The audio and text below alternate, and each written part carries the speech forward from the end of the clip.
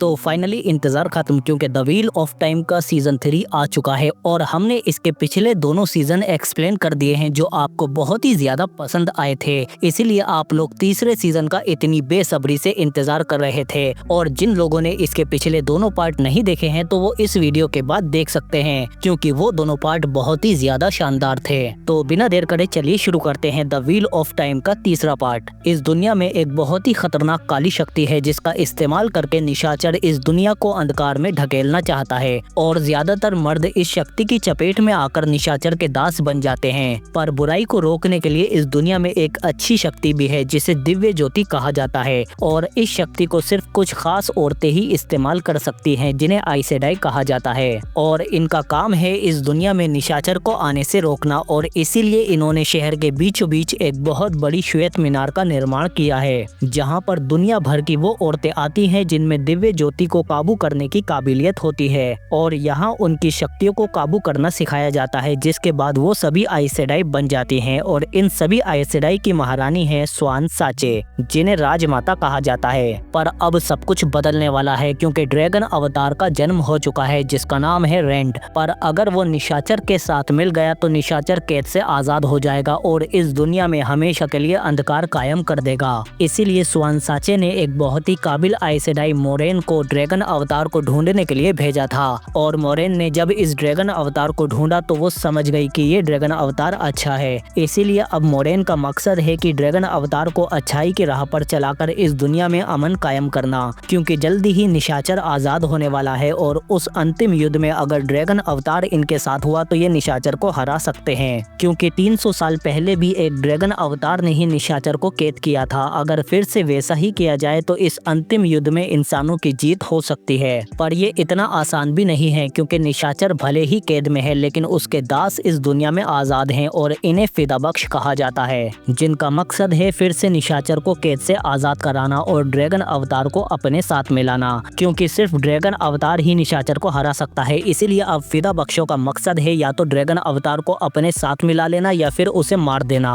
Series की शुरुआत में हम श्वेत मीनार को देखते हैं जहाँ पर आज एक बहुत बड़ा मुकदमा होने वाला है। पर मोरेन अपने रक्षक लेन के साथ बाहर ही होती है। तभी फैसले की घड़ी आ जाती है, क्योंकि पिछले पार्ट में हमने देखा था कि रक्त संघ की एक आइस सेडाई ने निशाचर के दासों की मदद की थी और इसीलिए आज मुकदमे में सदन के सभी सदस्य मौजूद होते हैं। और फिर यहाँ की राजमाता स्वान साचे मुकदमे के लिए लियांड्रिन को बुलवाती हैं और उससे कहती हैं कि तुमने खुद काले साई के साथ हाथ मिलाया है और अपनी आइस सेडाई बहनों को धोखा देकर तुमने उन्हें निशाचर के दासों को बेचा था। जिस पर लियांड्रिन कहती है कि आपके पास इसका क्या सबूत है। तभी ये सदन में नेनीव को बुलवाती हैं और फिर नेनीव सबको बताती है कि लियांड्रिन ने मुझे और इग्वीन को निशाचर के दासों को बेच दिया था, पर आखिर में हम किसी न किसी तरीके से वहां से बचकर भाग आए। तभी स्वान साचे लियांड्रिन से कहती हैं कि तुमने दिव्य शक्ति का इस्तेमाल अपनी बहनों के खिलाफ किया है। पर तभी लियांड्रिन स्वान साचे पर हमला कर देती है, पर तभी एलेना और शेरिफ इसे रोक लेती हैं और फिर स्वान साचे अपनी शक्तियों से लियांड्रिन को कैद करने लगती हैं और कहती हैं कि तुमने हमें धोखा दिया है और इस गद्दारी के लिए तुम्हारी सारी शक्तियां छीन ली जाएंगी। बताओ तुम्हारे साथ कौन कौन सी और आइस सेडाई शामिल है। तभी लियांड्रिन के साथ मिली हुई आइस सेडाई स्वान साचे पर हमला कर देती हैं, पर एलेना और शेरिफ इनके हमलों को रोककर एक सुरक्षा कवच बना लेती हैं। लेकिन अब ये सदन की दूसरी आइस सेडाई पर हमला करना शुरू कर देती हैं और यहाँ पर खून खराबा शुरू हो जाता है, क्योंकि ये सब निशाचर की दास बन चुकी हैं। जबकि बाहर आइस सेडाई के रक्षक दरवाजा खोलने की कोशिश कर रहे होते हैं, जबकि अंदर हम देखते हैं कि स्वान साचे और उसकी साथी आइस सेडाई बहनें इन गद्दारों को रोकने की पूरी कोशिश कर रही होती हैं। और इसी बीच स्वान साचे लियांड्रिन को भी मारने वाली होती हैं, पर तभी लियांड्रिन के साथी स्वान साचे पर हमला कर देती है, जिससे लियांड्रिन आजाद हो जाती है। जबकि मीनार के दूसरे हिस्से में हम वेरिन को देखते हैं जो अपनी दोनों साथियों से कहती है कि हमें लड़ाई में शामिल होने के बजाय अपने संग्रहालय की हिफाजत करनी होगी। इसीलिए ये खुफिया दरवाजे को खोलकर अंदर चली जाती है जहाँ पर इनके कीमती संग्रहालय रखे हुए हैं। पर तभी इन तीनों में से भी एक लियांड्रिन की साथी निकलती है और वो वेरिन और उसकी बहन को बेहोश करके यहाँ से कीमती संग्रहालय और कड़े को चुरा लेती है। जबकि इधर सदन में चारों तरफ मौत का मंजर होता है, पर एलेना और शेरिफ काफी बहादुरी से इन सबको मार रही होती हैं। तभी लियांड्रिन अपनी साथियों से कहती है कि मुझे अपनी शक्तियां दो और फिर ये सब मिलकर यहाँ पर एक बहुत बड़ा धमाका कर देती हैं, जिससे बाहर मोरेन भी समझ जाती है और अंदर लियांड्रिन कहती है कि जल्दी ही बंदरगाह की तरफ चलो। और स्वान कहती है कि हमारी इतनी बहनें निशाचर की सेवक कैसे हो गईं? जल्दी जाओ, वो लोग शहर से बाहर ना जा पाएं। जबकि इधर लियांड्रिन अपनी साथियों के साथ बंदरगाह की तरफ जा रही होती है और इसके पीछे स्वान साचे आ रही है। पर तभी लियांड्रिन के सामने एलेना आ जाती है और कहती है कि यहाँ से तुम जिंदा तो बचकर नहीं जा सकती और इसके दोनों रक्षक भी इसके साथ होते हैं। और जल्दी ही एलेना एक बहुत ही पावरफुल हमला कर देती है और मौके का फायदा उठाकर इसके दोनों रक्षक भी दो गद्दार आइस सेडाई को मौत के घाट उतार देते हैं और बाकियों को काटने लगते हैं। और फिर जल्दी ही ये दोनों लियांड्रिन के सीने में अपनी तलवारें आर पार कर देते हैं, पर गर्दन काटने से पहले ही लियांड्रिन की साथी इन्हें रोक लेती हैं। पर तभी एलिना भी इन पर हमला कर देती है, लेकिन लियांड्रिन की बची हुई साथी एक सुरक्षा कवच बना लेती हैं। जबकि इधर स्वान साची की दो साथियों को पीछे से गद्दार आइस सेडाई मार देती हैं और ये दोनों स्वान को भी अपनी शक्तियों से कैद करने लगती हैं। जबकि इधर लियांड्रिन भी अब ठीक हो चुकी है, पर तभी एलिना इसे मारने की कोशिश करती है, लेकिन लियांड्रिन इसे दूर फेंक देती है और इसकी साथी इसके दोनों रक्षकों को भी। पर भागते हुए लियांड्रिन देखती है कि एलेना बेहोश है, इसीलिए ये उसे मारने की कोशिश करती है। पर तभी एलेना का रक्षक मेस बीच में आकर मारा जाता है और होश में आते ही एलेना उसके पास जाती है और रोने लगती है। जबकि इधर स्वान साचे इन दोनों के कवच को तोड़ रही होती है, इसीलिए ये दोनों उस पर मीनार गिरा देती हैं, पर तभी कोई इसे रोक देता है और फिर जल्दी ही स्वान साचे आजाद होकर इन दोनों गद्दारों पर हमला कर देती है। और फिर ये देखती है कि इसे बचाने वाली कोई और नहीं बल्कि मोरेन ही है, जिसके बाद वो यहाँ से चली जाती है। जबकि इधर मीनार में मोरेन का रक्षक लेन देखता है कि इस हमले में इसके बहुत से भाई भी मारे गए हैं जो आइस सेडाई के रक्षक थे।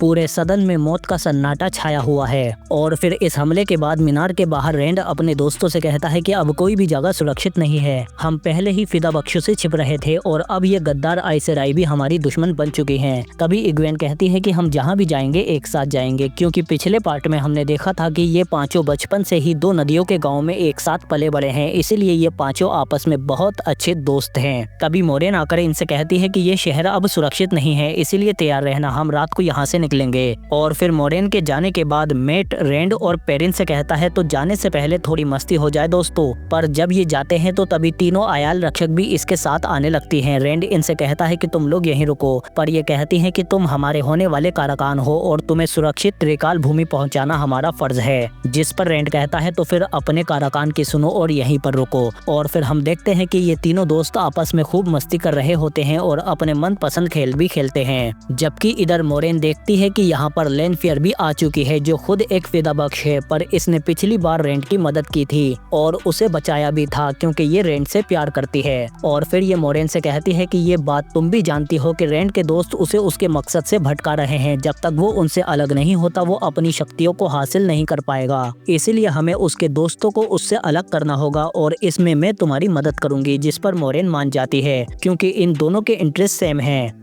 और फिर जल्दी ही रात हो जाती है और रात को जब मेट के पास नेनीव आती है तो मेट उसे बताता है कि जब से मैंने बिगुल बजाया है तब से मैं सो नहीं पाता, मैं आंखें बंद करता हूँ तो मुझे लोगों की चीखें सुनाई देती हैं, मुझे वास्तविकता और कल्पना में फर्क ही नहीं पता चलता, मुझे भ्रम होने लगते हैं। तभी मेट को पत्तों पर कैरेक्टर हिलते हुए दिखते हैं पर नेनीव को नहीं। और इधर रेंड इग्वीन का गला दबाने लगता है, लेकिन तभी असली रेंड उसे बचा लेता है और इग्वीन समझ नहीं पाती कि कौन सा असली है और कौन सा नकली। तभी पेरिन के कमरे में कुल्हाड़ी भी पेरिन पर हमला करने लगती है और इधर एक राक्षस पीछे से नेनीव पर भी हमला कर देता है। और इधर शीशे में से और भी ज्यादा रेंड निकलने लगते हैं और इनकी सारी आवाजें मोरेन और लेन सुन रहे होते हैं, क्योंकि इन्हें पता है कि ये सब लेनफियर ही कर रही है। पर मामला उससे कहीं ज्यादा पेचीदा है, क्योंकि ये हमले इन्हें डराने के लिए नहीं बल्कि इन्हें मारने के लिए हो रहे हैं। और कुल्हाड़ी भी पेरिन को मारने पर पूरी तरह से तुली हुई है और इधर वो राक्षस चाकू से नेनीव को गोद रहा होता है, पर मेट को ये सब भ्रम लग रहा होता है, इसीलिए वो कुछ नहीं करता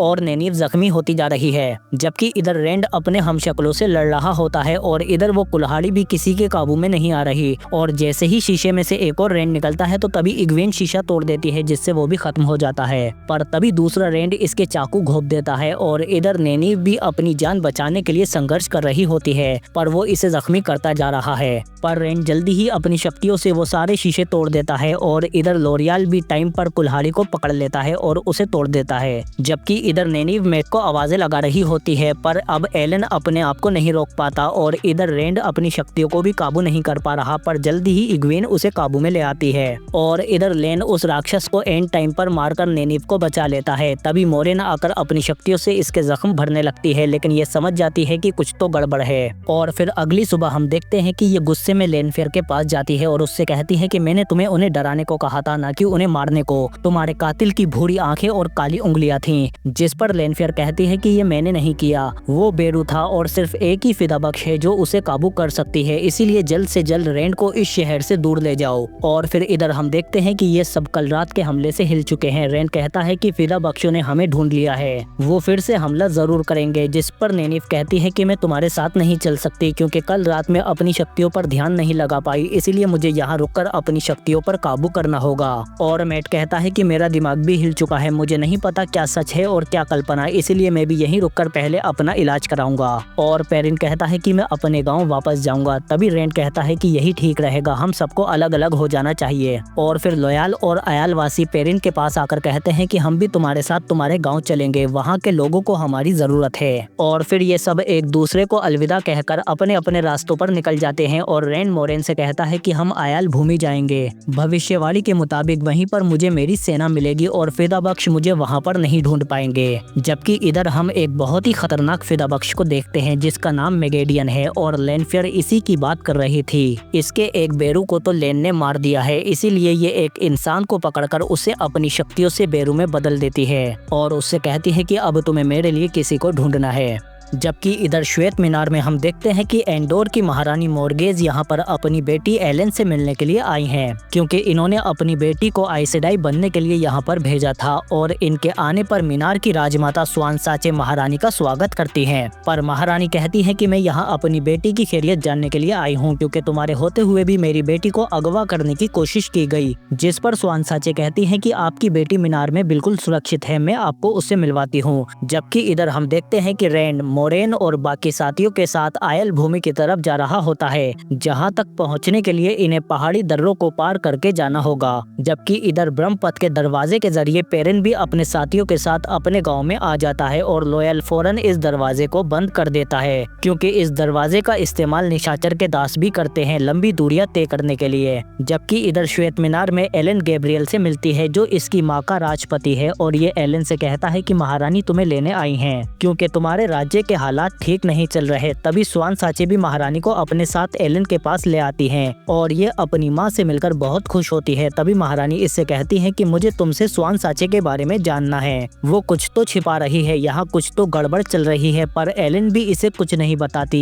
जिस पर महारानी कहती है तो हमारी बेटी भी इसमें शामिल है, यहाँ हर कोई सदमे में है, अपना सामान बांधो, हम तुम्हें यहाँ से वापस ले जा रहे हैं। पर एलेन कहती है कि मुझे अभी बहुत कुछ सीखना बाकी है, मैं यहाँ से नहीं जाऊंगी। जबकि इधर हम देखते हैं कि आखिरकार पेरिन अपने गांव में आ ही जाता है और फिर तभी इसे यहाँ की गुरु माता देख लेती हैं और इससे कहती हैं कि मैं बहुत खुश हूँ कि तुम वापस आ गए, अब जल्दी से अंदर चलो, यहाँ रुकना खतरनाक है। और जब ये इसे अंदर लेकर जाती है तो पेरिन देखता है कि यहाँ पर पहले से ही एलेना और उसका रक्षक भी होता है। एलेना कहती है कि सोचा नहीं था कि तुमसे यहाँ मुलाकात होगी। जबकि इधर श्वेत मीनार में महारानी की सलाहकार बताती है कि मैंने पता लगाया है कि मीनार में निशाचर के दास छिपे हुए थे और उन्होंने ही एलेना को अगवा करने की कोशिश की थी। यहाँ कुछ तो गड़बड़ है, क्योंकि स्वानसाचे ने मीनार को छावनी बना रखा है और बाकी आइसेडाई भी अपना मुंह खोलने को तैयार नहीं है। जबकि इधर स्वानसाचे के पास मैन आती है, जिसे भविष्य की झलकें दिखाई देती हैं और ये बताती है कि मैंने देखा है कि एक बहुत बड़ा महायुद्ध होने वाला है और लगभग 9 आइसेडाई मौत के घाट उतरने वाली है। स्वानसाचे पूछती है कब, जिस पर ये बताती है कि मेरे सपने वक्त नहीं बताते, ये कल भी हो सकता है, 1 साल बाद भी और 10 साल बाद भी, पर ये होगा जरूर। जिसके बाद स्वानसाचे अपने पास एलिन और नेनिव को बुलाती हैं और इनसे कहती हैं कि अभी भी हमारे बीच कोई न कोई निशाचर का दास छिपा हुआ है, पर वो तुम दोनों में से नहीं हो सकता, इसीलिए मैं तुम्हें एक काम सौंप रही हूँ। लियांड्रिन और उसकी साथी यहाँ से भाग चुकी हैं, पर वो अपना मकसद पूरा जरूर करेंगी, इसीलिए तुम दोनों जाकर उन्हें ढूंढोगी और उनके मकसद का पता लगाओगी।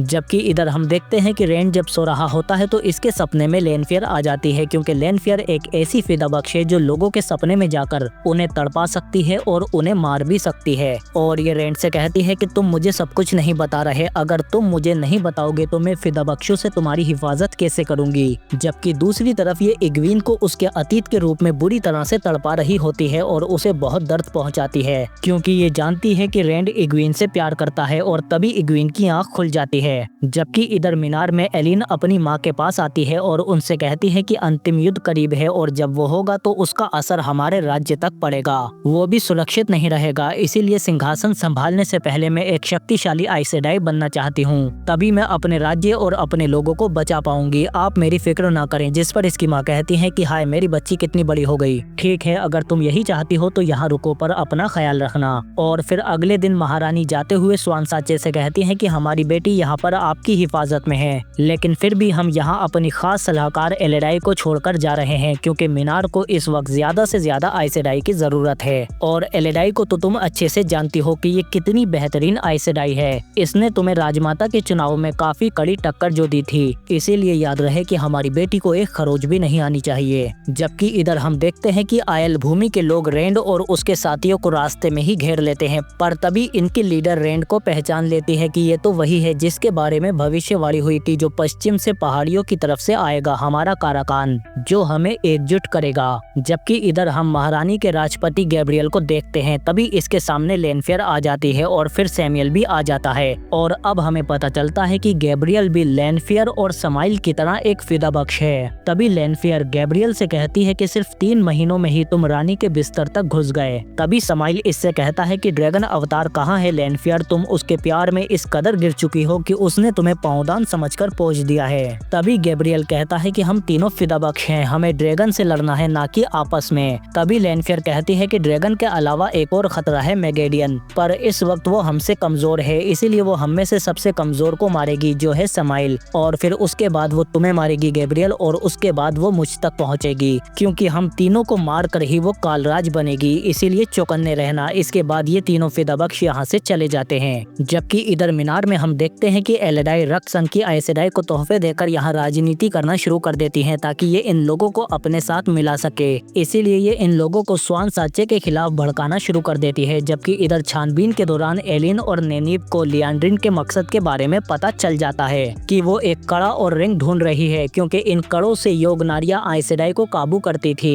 एग्विन इससे पहले भी गुजर चुकी है, पर यह वाला कड़ा खास है, क्योंकि इससे सिर्फ आइस सेडाई को नहीं बल्कि ड्रैगन अवतार को भी काबू किया जा सकता है। तो मतलब लियांड्रिन इस कड़े की मदद से ड्रैगन अवतार को काबू करना चाहती है, और इसीलिए उन्होंने संग्रियाल से इस कड़े को चुराया था। अब वो इसकी रिंग की तलाश में होंगी, पर तभी कोई इन पर हमला कर देता है, पर एलिन फौरन उसे मार गिराती है और फिर ये देखती है कि ये तो बेरू है। जबकि इधर हम देखते हैं कि लियांड्रिन भी अपने पुराने गांव में आ जाती है उसी कड़े के रिंग को ढूंढने के लिए, पर यहाँ पर एक बड़ा आदमी अपने से बहुत छोटी उम्र की लड़की से शादी कर रहा होता है, और लियांड्रिन मर्दों से नफरत करती है, इसीलिए ये इसे मारकर इसका दिल बाहर निकाल देती है, और फिर ये लोग यहाँ मौजूद सभी मर्दों को मार गिराते हैं। और लियांड्रिन उस लड़की से कहती है कि घबराओ मत, अब ये हमारा घर है, तुम आजाद हो। जबकि इधर हम देखते हैं कि लेनफेयर फिर से रेंड के पास आ जाती है, और रेंड इससे कहता है कि तुम इतनी उदास क्यों हो, जिस पर यह बताती है कि मैं तुमसे दूर नहीं रह सकती, इसलिए मैंने पता लगाया है कि अगर हम निशाचर को मार दे तो मैं अपनी काल शपथ से आजाद हो जाऊंगी, जिसके बाद हम दोनों एक साथ रह सकते हैं। एक संग्रियाल है, उसे अगर हम दोनों मिलकर इस्तेमाल करें तो निशाचर को मारा जा सकता है। जबकि इधर हम देखते हैं कि पेरिन अपने गाँव वालों से जब बात कर रहा होता है तो वो बताते हैं कि हम पर हर वक्त निशाचर के दासों और त्रासकों का खतरा बना हुआ है, वो कभी भी हम पर हमला कर सकते हैं। पिछली बार तो मोरेन यहाँ मौजूद थी जिसने हमें बचा लिया था, पर अगर उन्होंने इस बार हमला किया तो हम नहीं बच पाएंगे। जबकि इधर मीनार में हम देखते हैं कि जब मेट मिन के पास आता है तो मिन को इसके भविष्य की झलकें दिखाई देती हैं जिसमें ये मरने वाला है। जबकि इधर हम देखते हैं कि लियांड्रिन के साथी उसी कड़े पर काम कर रहे होते हैं जिससे ड्रैगन अवतार यानी रेंड को काबू किया जा सकता है, पर यहाँ पर मेगेडियन भी नौकरानी के रूप में सब पर नजर रखे हुए है। जबकि इधर हम देखते हैं कि रेंड और उसके साथी आयल भूमि तो पहुंच चुके हैं, पर अब इन्हें यहाँ से बादलों के शहर जाना है। पर रात में एविएंडा इनसे कहती है कि बादलों के शहर के इतने करीब तुम तलवार का इस्तेमाल नहीं कर सकते,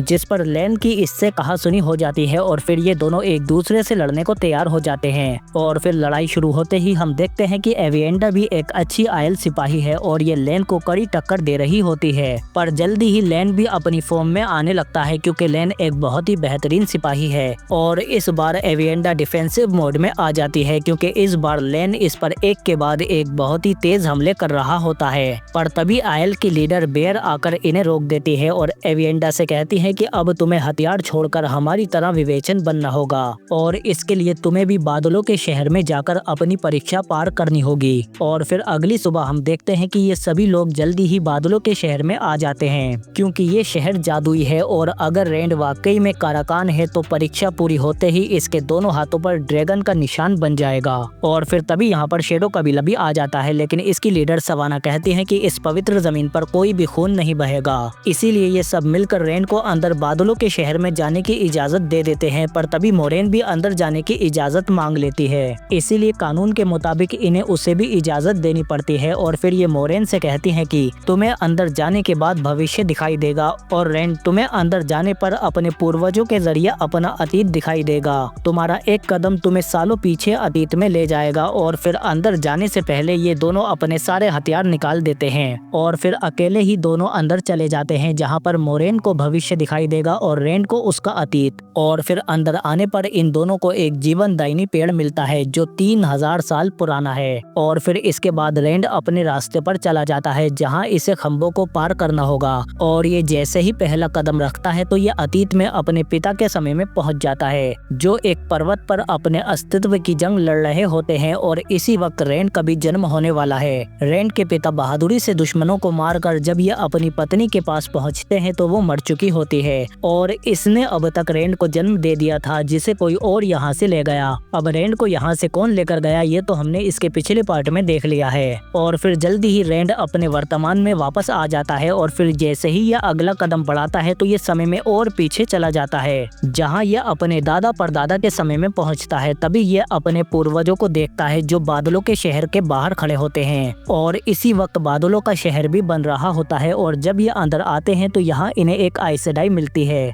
जिसके हाथ में एक बहुत ही खास पत्थर होता है। और फिर ये इनसे कहती है कि भविष्य में तुम्हारा काराकान आकर तुम्हें एकजुट करेगा और वो ही तुम्हें तबाह भी करेगा और वो तुम्हें ऐसे बंधनों में बांधेगा जिसे तुम तोड़ नहीं पाओगे। और फिर तभी ये आइसडाई उन खंभों का निर्माण कर देती है और इनसे कहती है कि जैसे ही तुम इन खंभों को पार करोगे तो तुम अपने अतीत में पीछे जाते जाओगे और अपने पूर्वजों की आंखों से अपने अतीत को देखोगे। और अगर तुमने उससे कुछ नहीं सीखा तो तुम कभी बाहर नहीं आ पाओगे और अंदर ही मारे जाओगे। और फिर तभी रेंड फिर से अपने वर्तमान में आ जाता है, जबकि इधर हम देखते हैं कि मोरेन उसी पेड़ के पास होती है और इसे अपनी शक्तियों के जरिए उसी पत्थर के बारे में भी पता चल जाता है, जिसे उठाकर ये अपने पास रख लेती है। और फिर जब ये अंदर जाती है तो इसे एविएंडा समय चक्र में फंसी हुई मिलती है और मोरेन जैसे ही अंदर कदम रखती है तो ये भी उसी समय चक्र में घुस जाती है, जहाँ पर इसे भविष्य की झलकें दिखाई देती है, जिसमें एक टाइमलाइन में मोरेन राजमाता बनते ही रेंड को मार देती है तो किसी में ये उसके साथ अपना बंधन स्थापित करके उसे अपना रक्षक बना लेती है। पर ये ज्यादातर भविष्यवाणियों में हर बार रेंड को जान से ही मार रही होती है, जबकि इधर हम रेंड को देखते हैं जो आगे बढ़ते हुए अपने अतीत में और पीछे चला जाता है, जहाँ पर इसे इसके साथ लेनफेयर मिलती है जो इससे कहती है कि तुम्हें नीचे अपने लोगों के साथ जाकर फसल काटनी चाहिए। पर रेंड कहता है कि मुझे अभी तुम्हारे साथ ही रुकना है, जिस पर लेनफेयर बताती है कि मैंने शक्ति का एक ऐसा सोर्स ढूंढा है